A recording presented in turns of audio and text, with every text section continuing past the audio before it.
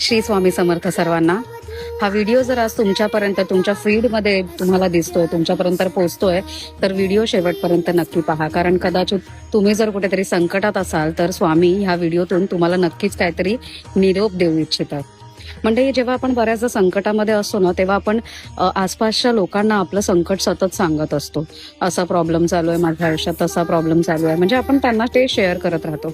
पण आजूबाजूच्या लोकांना ना ह्याच्याशी काहीही घेणं देणं नसतं, खरं सांगायचं झालं तर. स्वामी या बाबतीत असं म्हणतात की तुझं जे संकट आहे, तुझा जो काही त्रास आहे तो मला सांग. माझं असंही तुझ्यावर प्रचंड लक्ष आहे. म्हणजे तुझं काय चाललंय, तुझ्या आयुष्यात किती तुला दुःख आहे, तुला दुःख देणारे कोण आहे, त्रास देणारे कोण आहे, ह्याच्यावरही स्वामींचं बारकाईने लक्ष आहे. त्याच्यामुळे स्वामी म्हणतात की आजूबाजूच्यांना सांगून तो त्रास काही कमी होणार नाही. तू एकदा फक्त मला तो त्रास सांगून बघ, माझ्याशी संवाद साध. मी इथेच बसलोय, मी सतत तुझ्या सोबत आहे. त्याच्यामुळे एकदा माझ्याशी फक्त बोलून बघ.